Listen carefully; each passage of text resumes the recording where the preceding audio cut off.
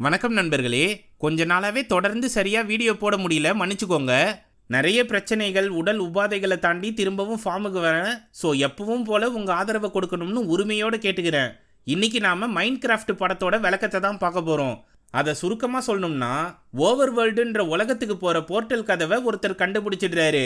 அங்கே எதையும் உருவாக்கலாம்னு தெரிஞ்சுக்கிறாரு. ஆனால் அதுக்குள்ள ஒரு நரகம் இருக்கு. அங்கே சூனியக்கார பண்ணி ஓவர் வேர்ல்டையே அழிக்க காத்துக்கிட்டு இருக்குன்னு கண்டுபிடிச்சிடுறாரு. அதுகிட்ட இருந்து எப்படி ஓவர் வேர்ல்டை காப்பாத்துறாரு. அவருக்கு துணையா அக்வாமேன் வேற வரப்போறாரு.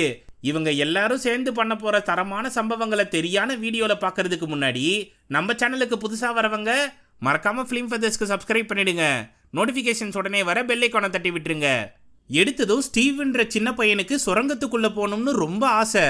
அதனால வேண்டிய உபகரணங்களை எடுத்துக்கிட்டு சுரங்கத்துக்கு போனா அங்க இருக்க பொக்கவாய் தாத்தா அவனை தடுத்து நிறுத்திட்டாரு.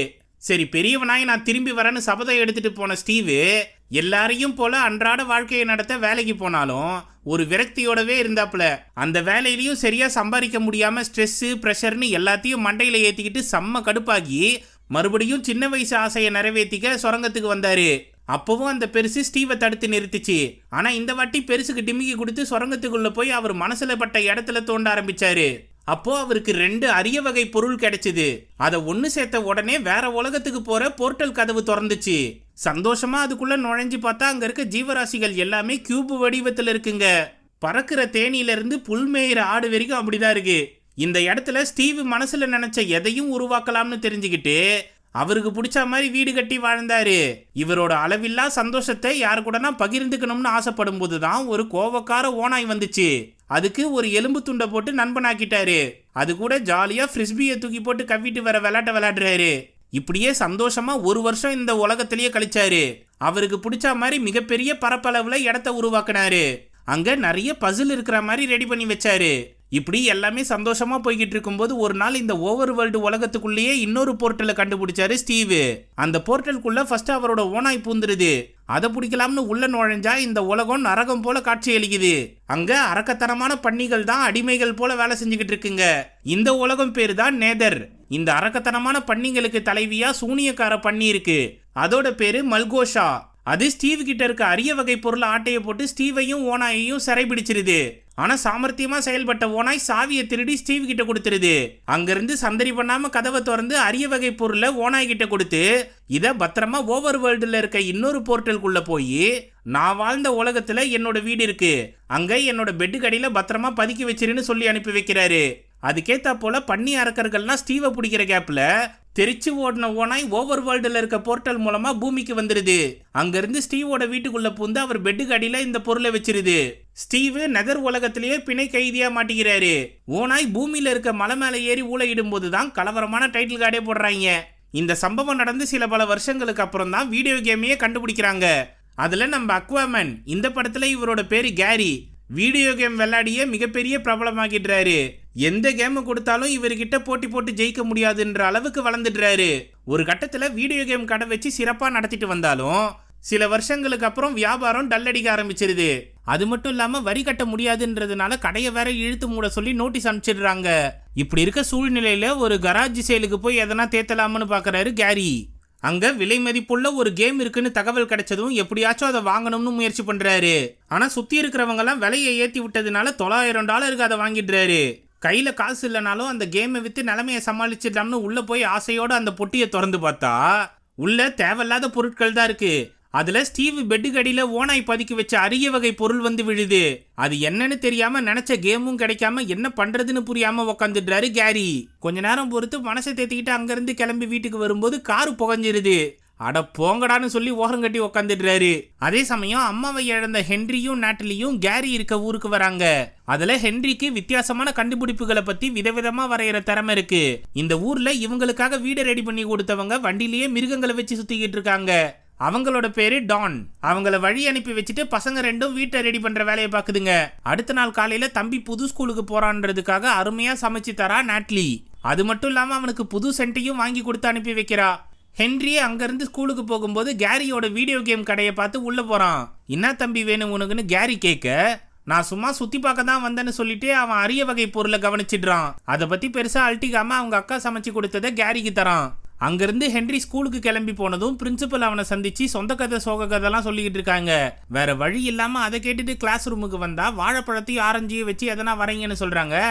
உடனே ஹென்றி அவனோட கற்பனையை பயன்படுத்தி வாழைப்பழத்தை ராக்கெட்டு போல வரைகிறான். அதை பார்த்து என்னடா தம்பி சீன் போடுறேன்னு பக்கத்துல இருக்க பையன் கேட்க, என்னால ஒரு ராக்கெட்டையே உருவாக்க முடியும்னு சொல்றான் ஹென்றி. எங்க செஞ்சு காட்டு பாப்போம்னு அந்த பையன் கேட்க, லேப்ல இருக்க எலும்பு கூட பயன்படுத்தி பக்காவா பறக்கிற ராக்கெட் லான்ச்சரை செஞ்சிடுறான். அதுல இருந்து ஒரு வயரை கட் பண்ணி விட்டுடுறான் குண்டு பைய. அது தெரியாம ஹென்றி பட்டன் அமுத்துனதும் ஃபர்ஸ்ட் ராக்கெட்டு நல்லா தான் பறந்துச்சு. ஆனா கொஞ்ச நேரத்திலேயே ஏடகுடமா பறந்து போய் அங்க இருக்க சிப்ஸ் ஃபேக்டரியில மோதிடுது. அதனால அந்த இடத்துக்கே அடையாளமா இருந்த பெரிய சைஸ் உருளைக்கிழங்கு உடஞ்சி ஆத்துல விழுந்துருது. அந்த கம்பெனில தான் ஹென்ரியோட அக்கா நாட்லி புதுசா வேலைக்கு சேர்ந்திருக்கா. இந்த விபத்தை பார்த்து அவளும் பதறி போறா. அப்போ ஆள விடுறா சாமின்னு வாத்தியாரு தெரிச்சு ஓடுறாரு. ஹென்றி மட்டும் என்ன செய்யறதுன்னு புரியாம திருன்னு முழிச்சுக்கிட்டு இருக்கான். அவனை கூப்பிட்டு, தம்பி நீ செஞ்ச விபத்துல எந்த உயிருக்கும் சேதாரம் இல்ல, அது மட்டும்தான் நல்ல விஷயம். மற்றபடி உன்னோட செயல் கண்டிக்கத்தக்கது தான். அதனால உங்க வீட்டுல இருந்து பெரியவங்களை யாருனாச்சும் கூட்டிட்டு வான்னு சொல்றாங்க பிரின்சிபல். வேற வழி இல்லாம அக்காக்கு ஃபோன் பண்ணா அசிங்கமா திட்டுவான்றதுனால காலையில கேம் கடையில பார்த்த கேரிக்கு ஃபோன் பண்ணி விஷயத்த சொல்றான் ஹென்றி. அந்த மாதிரி வேலைலாம் நான் பாக்குறது இல்லப்பான்னு கேரி சொல்ல, என்கிட்ட $26 தான் இருக்கு, அதை கொடுத்துடுறேன், தயவு செஞ்சு உதவி பண்ணுங்கன்னு கேட்கறான் ஹென்றி. இதை முதல்லயே சொல்லக்கூடாதான்னு சோத்துக்கு சேர்த்த கேரி உடனே கிளம்பி வராரு. ஸ்கூலுக்கு வந்ததும் கார்ல இருந்து கீழே இறங்காமலே பிரின்சிபல் கிட்ட பேசுறாரு. அவரோட அழகுல மயங்கின பிரின்சிபல், பையனை நான் பத்திரமா பாத்துக்கிறேன், முடிஞ்சா அப்புறமா நீங்க என்ன வந்து பாருங்கன்னு சொல்றாங்க. அங்கிருந்து ஹென்ரிய கடைக்கு கூட்டிட்டு வந்து சமாதானப்படுத்துறாரு கேரி. அப்போ இனிமே நான் எதையும் உருவாக்க போறதில்லைன்னு சொல்லி அவன் நோட்டை தூக்கி போட்டுடுறான். அந்த சமயம் கியூப் வடிவத்தில் இருக்க அதிசய பொருளை எடுத்து என்ன ஏதுன்னு கேரி கிட்ட கேட்கறான். இதை தேவையில்லாம அதிகமா காசு கொடுத்து வாங்கிட்டம்பா, இதை வச்சு என்ன பண்றதுனே தெரியலன்னு புலம்புறாரு கேரி. அந்த கியூபுக்கு கீழே இருக்க பேப்பரை எடுத்து பார்க்கும்போது எக்காரணத்தை கொண்டும் இந்த கியூபை ஒன்னா சேர்த்துறாதீங்கன்னு எழுதியிருக்காங்க. ஆனா ஹென்றி அதை சட்டை பண்ணாம ஒன்னு சேர்த்ததும் அந்த கியூபை சுத்தி ஒரு சக்தி வளையம் உண்டாகுது. அப்பதான் அந்த பேப்பர் பின்னாடி ஒருவேளை இதை ஒன்னு சேர்த்திட்டீங்கன்னா உங்களுக்கு அளவில்லாத பொக்கிஷங்கள் காத்துக்கிட்டு இருக்கு, அதை ஊருக்கு ஒதுக்குப்புறமா இருக்க சுரங்கத்துல வந்து பாருங்கன்னு எழுதியிருக்காங்க. தோடா என்ன இது விசித்திரமா இருக்கேன்னு சொல்லி ஹென்ரிய கூட்டிட்டு கிளம்புறாரு கேரி. இன்னொரு பக்கம் தம்பி இன்னும் வீட்டுக்கு வரலையேன்ற கவலையில டானுக்கு கால் பண்றாங்க நாட்லி. அவங்க வீட்டு பக்கம் வந்து அவ்வளோ பெரிய சம்பவத்தை பண்ணிட்டு அவன் எப்படி சீக்கிரமா வந்து சேருவான், எங்கன்னா ஒளிஞ்சிட்டு இருப்பான், வா போய் தேடி பார்க்கலாம்னு சொல்றாங்க. அப்பதான் இந்த ஊருக்கு அடையாளமா இருக்க உருளைக்கிழங்கு சின்னத்தை அழிச்சதே ஹென்றி தான் தெரிஞ்சுக்கிறான் நாட்லி. இருந்தாலும் பரவாயில்லன்னு அவனை தேடி டான் கூட கிளம்புறாங்க. அதே சமயம் சுரங்கத்து பக்கமா வந்த ஹென்ரியையும் கேரியையும் மறைஞ்சு நின்று பாக்குது ஸ்டீவோட ஓனாய். அவங்க கியூப் வடிவிலான அதிசய பொருளை எடுத்துக்கிட்டு சுரங்கத்துக்குள்ள போனதும் ஓவர் வேர்ல்டு உலகத்துக்குள்ள நுழையிற போர்ட்டல் கதவை பார்த்து வாயை பொழகிறாங்க. அப்போ டானும் நாட்லியும் இவங்க சுரங்கத்துக்கு தான் போயிருக்காங்கன்னு தெரிஞ்சு அவங்களும் அந்த சமயம் வந்துடுறாங்க. அப்போ ஹென்றி அந்த போர்ட்டல் கதவு கிட்ட போறதை பார்த்து, தம்பி எதுவா இருந்தாலும் பேசிக்கலாம், இந்த பக்கமா வந்துருன்னு கூப்பிடுறாங்க நாட்லி. ஆனா அவன் கையில வச்சிருந்த கியூபு அவனை போர்ட்டல் கதவுக்குள்ள இழுத்துருது.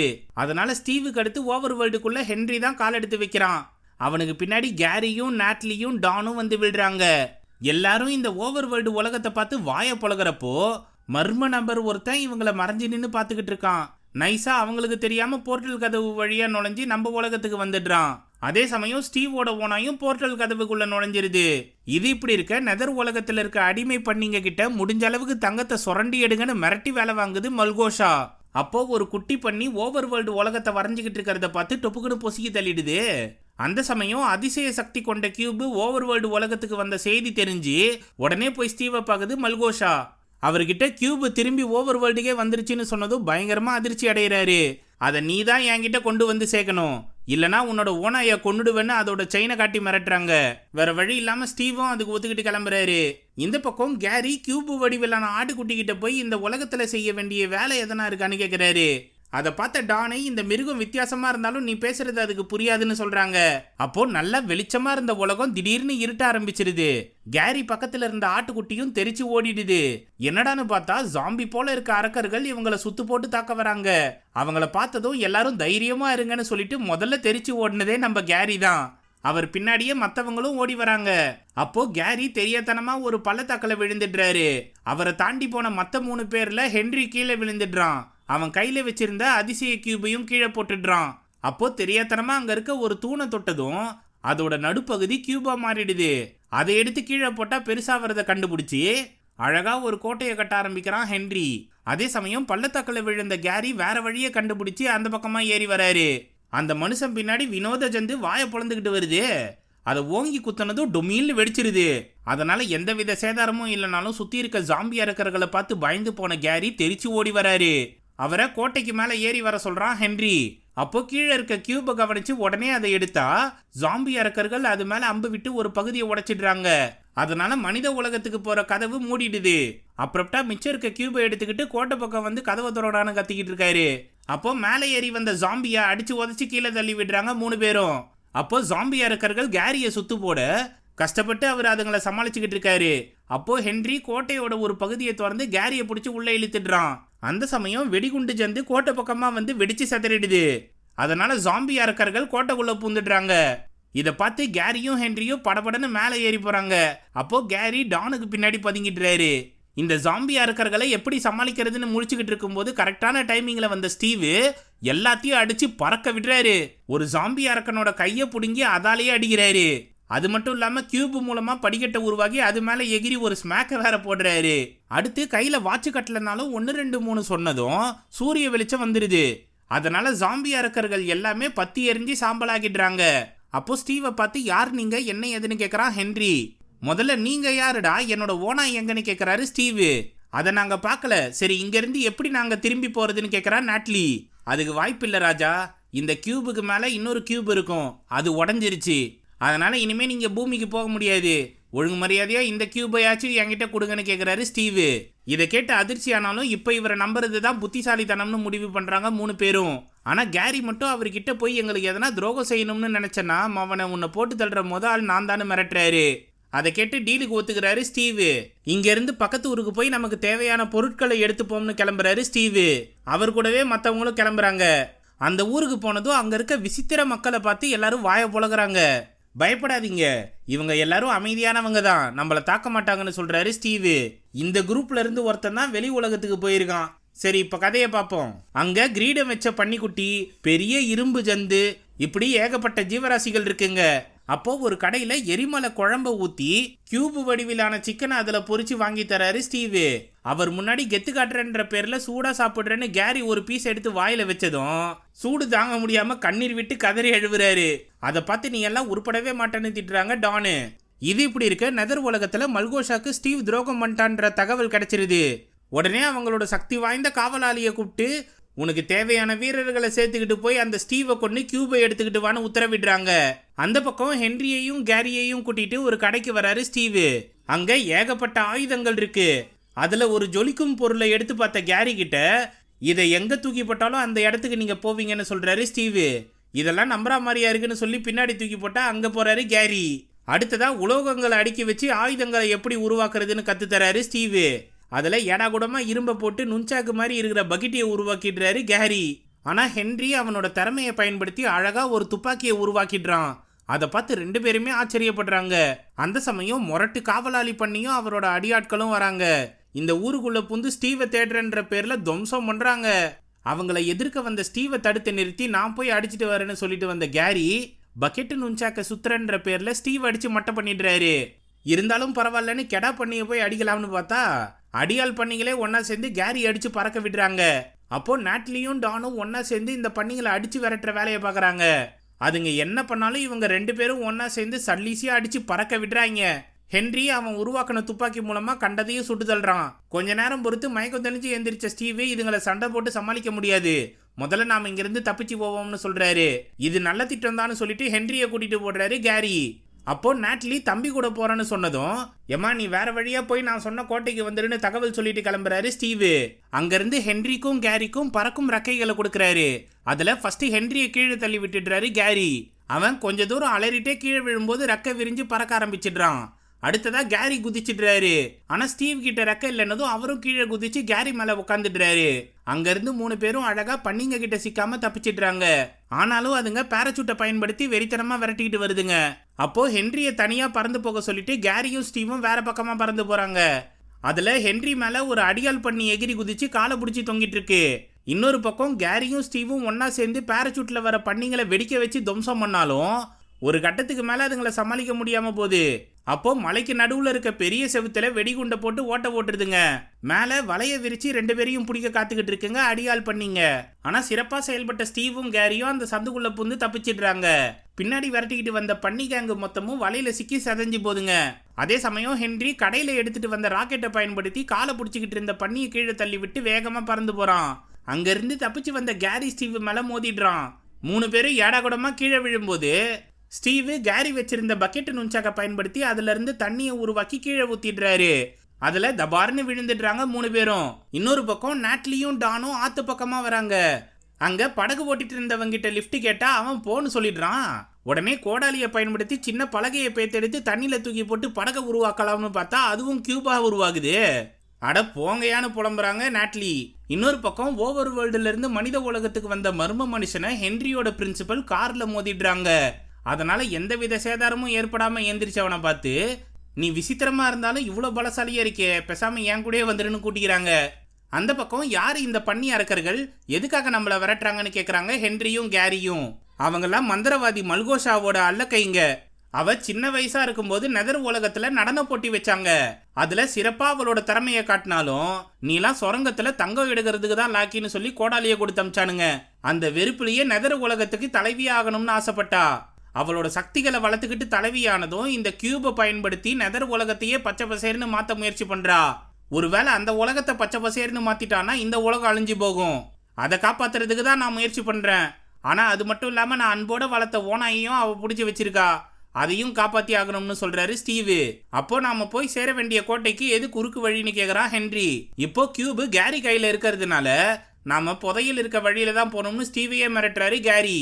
இன்னொரு பக்கம் முரட்டு பண்ணி வந்து மல்கோஷா கிட்ட நடந்த சம்பவத்தை சொன்னதும், நீ தோத்து போயிட்டு என் முன்னாடி வந்து நிக்கவே கூடாதுன்னு சொல்லி பெரிய பண்ணியை கூப்பிட்டு சொடக்கு போடுற நேரத்துல முரட்டு பண்ணியை காலி பண்ணிடுறாங்க மல்கோஷா. அதை ஸ்டீவ் கேங்க கொல்றதுக்காக ஏவி விடுறாங்க. அதே சமயம் டான் கிட்ட என் தம்பியை தொலைச்சிட்டேனேன்னு புலம்பிட்டு வரா நாட்லி. அப்போ எதிர்க்க வந்த ஜாம்பியை வெறுப்புலயே அடிச்சு தள்ளிட்டு வராங்க. கவலைப்படாத, உன் தம்பியை சீக்கிரமா கண்டுபிடிச்சிடலாம்னு ஆறுதல் சொல்றாங்க டானு. அந்த சமயம் ஸ்டீவோட ஓனாய் வந்து இவங்க 2 பேரையும் பார்த்து வெறித்தனமா கத்திக்கிட்டு இருக்கு. உடனே டானு அதை செல்லமா கொஞ்சம் ஆசுவாசப்படுத்திடுறாங்க. அப்போ அது கழுத்துல இருந்த செயினை பார்த்து, உன் பேர் டென்னிஸா, உன்னதான் ஸ்டீவ் தேடிக்கிட்டு இருக்காரா, அப்போ அவர் எங்க இருக்காருன்னு உனக்கு தெரியும்ல, எங்களை கூட்டிட்டு போறியான்னு கேக்குறாங்க. அது அன்போட குலைச்சிட்டு பின்பக்கமா ஓடுது. இவன் பின்னாடி போனா நிச்சயமா ஸ்டீவையும் உன் தம்பியையும் கண்டுபிடிச்சிடலாம்னு சொல்றாங்க டானு. உடனே சந்தோஷமா நாட்லியும் டானும் அந்த ஓனாயை பின்தொடர்ந்து ஓடுறாங்க. அந்த பக்கம் ஸ்டீவ் கேங்கு வைரத்தை தேடி சுரங்கத்துக்குள்ள நுழையிறாங்க. அப்போ அங்க செட் பண்ணி வச்ச பொறிகள்ல கேரி மட்டும் சிக்கி ஏடாகூடமா அடி வாங்குறாரு. ஆனா பாவம் பறந்து போய் விழுந்தவர் ஒரு லிவரை அழுத்தினதும் வைரங்கள் இருக்க ரகசிய அறையோட கதவு திறக்குது. அதை பார்த்ததும் ஆசையோட ஓடி வந்து எல்லாத்தையும் எடுத்து பாக்கெட்ல சொருகிறாரு கேரி. நாம பூமிக்கு போற கிறிஸ்டலை தேடி கோட்டைக்கு தானே போனோம், எதுக்காக இங்க வந்தோம்னு கேக்குறான் ஹென்றி. தம்பி, என்னோட கடன் பிரச்சனையை தீக்க தான் இங்க வந்திருக்கோம்னு சொல்றாரு கேரி.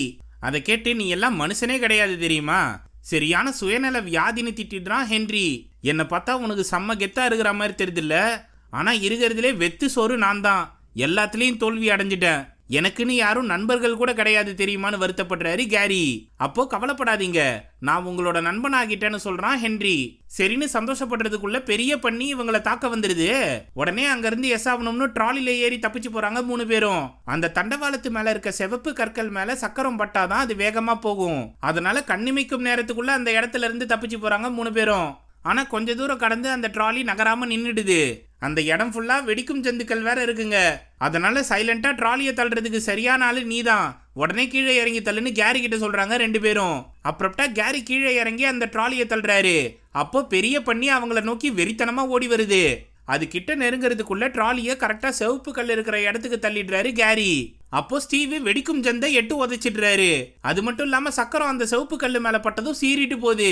அப்போ அந்த இடத்துல இருக்க மொத்த வெடிகுண்டு ஜந்துக்களும் வெடிச்சு சதறுதுங்க. அதுல பெரிய பண்ணியும் அதோட கும்பலும் சிக்கிடுதுங்க. இது இப்படி இருக்க ஹென்ரியோட பிரின்சிபல் ஓவர் வேர்ல்டுல இருந்து வந்த மர்ம மனுஷன் கூட ஜாலியா டின்னர் சாப்பிட்டுக்கிட்டு இருக்காங்க. இந்த பக்கம் கோட்டைக்குள்ள நுழையிறதுக்கு முன்னாடி 3வது ஃப்ளோர்ல தான் பூமிக்கு போற போர்ட்டல் கதவை திறக்கிற கிறிஸ்டல் இருக்கு.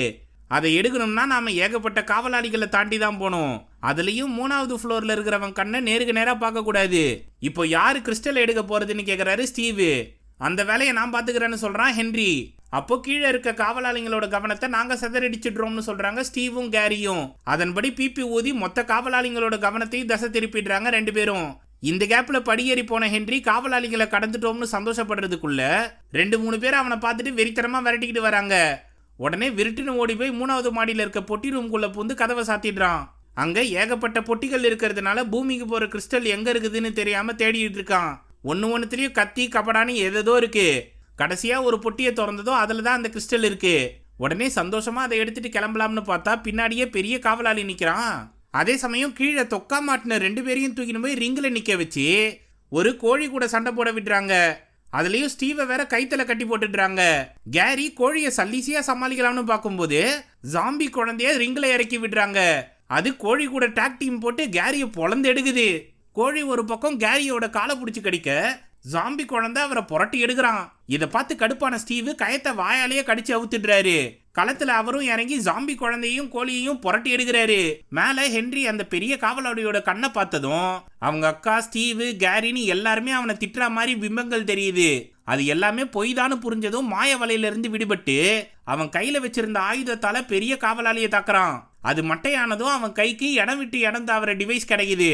அதை எடுத்துக்கிட்டு தரையை பேத்து கீழே விழுறான். கரெக்டா இவங்க சண்டை போடுற ரிங்கில வந்து விழுந்ததும் எப்ப கிறிஸ்டல் எடுத்துட்டியான்னு கேக்குறாரு ஸ்டீவ். அதை காட்டினதும் ஆள விடுறா சாமி, இங்க இருந்து தப்பிச்சு போலாம்னு 3 பேரும் எஸ் ஆகுறாங்க. கஷ்டப்பட்டு அங்க இருந்து வெளியே தப்பிச்சு ஓடி வந்தா மல்கோஷா மொத்த அரக்கர்களையும் கூட்டிட்டு வந்து நிக்கிறாங்க. இப்ப என்ன பண்றதுன்னு முழிக்கிறதுக்குள்ள நீல கலர் கிறிஸ்டலை புடிங்கிட்டு அங்க இருந்து கிளம்பிடுறாங்க. இந்த 3 பேரையும் போட்டு தள்ளுறதுக்கு அடியால் பண்ணிங்க கிட்ட வெடிகுண்டை கொடுத்து அனுப்புறாங்க. அப்போ கேரி தியாகியா மாற முடிவு பண்ணி முதல்ல ஹென்ரியை தூக்கி பக்கத்துல இருந்த பேராசூட் மேல தூக்கி வீசுறாரு. அடுத்து ஸ்டீவ் ஜெல்லி கிறிஸ்டலை போட்டு அங்க இருந்து எகிரி குதிச்சு பேராசூட்டுக்கு வந்துடுறாரு. நீயும் பின்னாடியே வந்துறியான்னு கேரிய கூப்பிட்டா இவங்களை நான் சமாளிச்சுக்கிறேன், என்னை பத்தி கவலைப்படாதீங்கன்னு சொல்றாரு. அப்போ சுத்து போட்ட பண்ணிங்களை உதச்சி தள்ளும் போது வெடிகுண்டை வெடிக்க வச்சிருதுங்க. அதனால பேராசூட் ஏடா கூடமா பறந்து போகுது. அப்போ இவங்க 2 பேரும் கீழே விழுந்துடுறாங்க. அந்த இம்பாக்ட்ல 2 பேருமே மயங்கிடுறாங்க. கொஞ்ச நேரம் பொறுத்து டென்னிஸ் ஸ்டீவோட மூஞ்ச நக்கினதோ அவர் மயக்கம் தெளிஞ்சு எழுந்திரிச்சிடுறாரு. டென்னிஸை பார்த்து பயங்கரமா சந்தோஷப்படுறாரு. அது மட்டும் இல்லாம கேரியை நினைச்சு அழுதுகிட்டு இருந்த ஹென்ரியை சமாதானப்படுத்துறாங்க நாட்லி. அப்போ மல்கோஷா நெதர் உலகத்துல இருக்க மொத்த அரக்க பண்ணிங்களையும் ஓவர் வேர்ல்டுக்கு கொண்டு வந்துடுறாங்க. இந்த உலகத்தையே அழிக்கிற திட்டத்தை செயல்படுத்துறாங்க. அதை பார்த்து நாம எப்படியாச்சும் இவங்களை தடுத்து நிறுத்தணும்னு சொல்றாரு ஸ்டீவ். அதுக்கு மத்த 3 பேரும் ஒப்புதல் தராங்க. அப்புறம்டா ஆயுதம் செய்யற இடத்துக்கு போய் ஹென்றி அவனோட திறமையை பயன்படுத்தி பலதரப்பட்ட ஆயுதங்களை உருவாக்குறான். டானு கன்னி வெடியை பயன்படுத்தி எலும்பு கூடுகளை செதைச்சு தள்ளுறாங்க. ஸ்டீவ் சுரங்கத்துக்கு போய் டைமண்டை பேத்திட்டு வராரு. அதை பயன்படுத்தி இரும்பு மனிதர்களை உருவாக்குறாங்க 3 பேரும். அதே சமயம் மல்கோஷாவோட பன்னிப்படைகள் ஆக்ரோஷமா தாக்க வருதுங்க. சரியான சமயத்துல இரும்பு மனிதர்களை உருவாக்கி அதுங்களை தடுத்து நிறுத்துறாங்க ஸ்டீவ் கேங்கு. இந்த 2 கும்பலும் முரட்டுத்தனமா சண்டை போடும்போது நாட்லியும் ஹென்ரியும் பன்னிப்படைகளை சமாளிச்சு நீல கலர் கியூப் எடுக்கிறதுக்கு போறாங்க. அப்போ ஸ்டீவ் மல்கோஷாவை தாக்குறதுக்கு டைமண்ட் கவசத்தெல்லாம் போட்டுக்கிட்டு வராரு. ஆனா பாவம் எகிரி குதிச்சு அடிக்க வரும்போது 1 இன்ச்சில் கீழே விழுந்துடுறாரு. உடனே அவரோட கவசத்தை பொழந்துடுறாங்க மல்கோஷா. இருந்தாலும் பரவாயில்லன்னு முரட்டுத்தனமா அது கூட சண்டை போடுறாரு ஸ்டீவ். கீழே ரெக்க வச்ச ஷூவை போட்ட இரும்பு மனுஷன் பெரிய பண்ணியவே சமாளிக்கிறான். அது கூட சண்டை போட்டுக்கிட்டு இருக்க கேப்ல ஹென்றி இடம் விட்டு இடம் தாவற டிவைஸ் மூலமா மேலே ஏறிடுறான். கஷ்டப்பட்டு அந்த கிறிஸ்டலை எடுக்க முயற்சி பண்ணும்போது பெரிய பண்ணி ரெக்க வச்ச ஷூ போட்ட இரும்பு மனுஷனை அடிச்சு தள்ளிட்டு ஹென்றி நின்னுகிட்டு இருந்த மேடையை தாக்கிடுது. அதனால பரிதாபமா கீழே விழுறான். அதை எல்லாரும் பதட்டத்தோட பார்க்கும்போது சரியான டைமிங்ல பேராசூட்ல வந்த கேரி பக்கவா ஹென்ரியை காப்பாத்திடுறாரு. நீங்க உயிரோட தான் இருக்கீங்களான்னு சொல்லி அன்போட அவரை கட்டி தழுவுறான் ஹென்றி. ஸ்டீவ் பயன்படுத்தின பக்கெட்டு தண்ணி டெக்னிக்கை தான் யூஸ் பண்ணி நான் உயிர் பழைச்சேன்னு சொல்றாரு கேரி. அந்த சமயம் டானு டென்னிஸோட மொத்த ஓனாய் கூட்டத்தையும் கூட்டிட்டு வந்து பண்ணிங்களை தாக்க விடுறாங்க. ஹென்றி கேரியோட உதவியால நீல கலர் கிறிஸ்டல் இருக்க டவரையே சதைச்சிடுறான். அதனால இருள் நிறைந்த ஓவர் வேர்ல்டு ஃபுல்லா சூரிய வெளிச்சம் பரவுது. அந்த வெப்பத்தை தாங்க முடியாம பன்னி அரக்கர்கள் எல்லாமே மயங்கி விழுந்துடுறாங்க. அந்த டவர்ல இருந்து கீழே விழுந்த கிறிஸ்டலை பெரிய பண்ணி எடுத்து பார்க்கும்போது பறக்கும் ஷூவை போட்ட இரும்பு மனுஷன் அதை கொடூரமா தாக்குறாப்புல. கொஞ்ச நேரத்திலேயே இந்த மொத்த அரக்க பண்ணி கூட்டமும் செதஞ்சு போதுங்க. அப்போ மல்கோஷா ஸ்டீவை கிட்ட கூப்பிட்டு கத்தியால குத்த முயற்சி பண்றாங்க. ஆனா ஸ்டீவ் அதை சல்லீசியா தடுத்து சாவ போற பண்ணிக்கு சீனை பாத்தியான்னு கிண்டல் பண்ணிட்டு போறாரு. எல்லாம் நல்லபடியா முடிஞ்சதும் ஸ்டீவை தவிர்த்து மத்த எல்லாரும் பூமிக்கு போக ரெடியா இருக்காங்க. அவங்கள வழி அனுப்ப கிராமத்துல வாழ்ற ஜீவராசிகள் எல்லாருமே வராங்க. அப்போ ஸ்டீவ் கிட்ட உங்க கலைத்திறனை நம்ம உலகத்திலயும் வந்து காட்டுங்கன்னு எல்லாரும் சொல்லிட்டு போறாங்க. அது மட்டும் இல்லாம கேரி வேற என்னோட உயிருக்கு உயிரான உயிர் நண்பனா நீ தான் எப்பவும் இருப்பேன்னு சொல்லிட்டு போறாரு. இதுக்கு மேல என்ன வேணும்? பூமியில போய் சந்தோஷமா வாழ வேண்டியதுதான்னு சொல்லி அவரும் வந்துடுறாரு. அங்க ஹென்றி அவனோட திறமையை பயன்படுத்தி புது கேமை உருவாக்கிடுறான். அது மட்டும் இல்லாம ஸ்டீவும் கூட சேர்ந்ததுனால கேரியோட கேம் கடையில இப்போ கூட்டம் அள்ளுது. நாட்லி தற்காப்பு கலைகளை சொல்லித்தர வேலையை பாக்குறாங்க. டானு ரியல் எஸ்டேட் வேலையை விட்டு மிருகங்களை பாதுகாக்கிற மையத்தை உருவாக்கிட்டாங்க. கடைசியா பிரின்சிபல் ஓவர் வேர்ல்டு உலகத்துல இருந்து வந்தவரையே கல்யாணம் பண்ணிக்கிறாங்க. இப்படி எல்லாரும் சந்தோஷமா இருக்கிறதோட படம் முடியுது. இந்த மாதிரி ஓவர் வேர்ல்டு உலகத்துக்குள்ள போக எத்தனை பேர் ஆசைப்படுறீங்கன்னு கமெண்ட் செக்ஷன்ல சொல்லுங்க. இந்த வீடியோ உங்களுக்கு பிடிச்சிருந்ததுன்னா தம்ஸ் அப் தெரிவிக்க விட்டு மற்றவங்களுக்கு ஷேர் பண்ணுங்க. புதுசா வரவங்க மறக்காம ஃபிலிம் ஃபெதர்ஸ்க்கு சப்ஸ்கிரைப் பண்ணிடுங்க. மிக்க நன்றி நண்பர்களே.